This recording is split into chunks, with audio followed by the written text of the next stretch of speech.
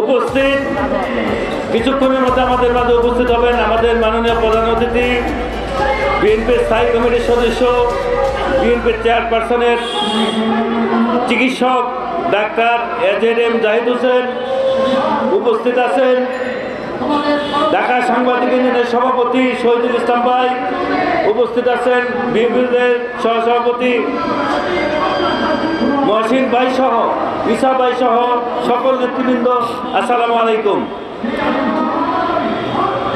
আজকে একটা সময় উপযোগী বিষয়ের উপরে আজকে যে বিক্ষোভ সমাবেশ অনুষ্ঠিত হচ্ছে, এই জন্য আমি এই সংগঠনের প্রতি কৃতজ্ঞতা জানাচ্ছি। বন্ধুরা, ভারত আমাদের প্রতিবেশী দেশ, কিন্তু প্রতিনিয়ত শেখ হাসিনা যে সকল চুক্তি করেছিল ভারতের সাথে, সেই চুক্তি ভঙ্গের আতঙ্কে, অর্থাৎ বাংলাদেশের স্বাধীনতা সার্বভৌমত্বকে বিকিয়ে দিয়ে শেখ হাসিনা যত চুক্তি করেছিল, এই চুক্তি থাকবে কি থাকবে না, এই জন্য আতঙ্কে ভুগতেছে ভারত। আর সেই কারণে বাংলাদেশের বিরুদ্ধে একের পর এক ষড়যন্ত্র করে যাচ্ছে। বন্ধুরা, আপনারা দেখেন আমাদের দেশকে তারা কিভাবে অস্থিতিশীল করার চেষ্টা করছে।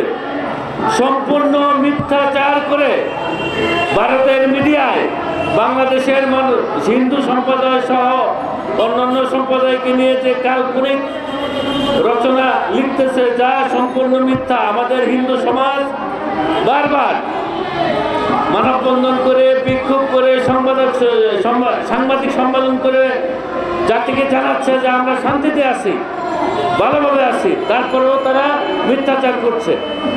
আমি এর নিন্দা জানাচ্ছি এবং অবিলম্বে এইসব মিথ্যাচার বন্ধের দাবি জানাচ্ছি।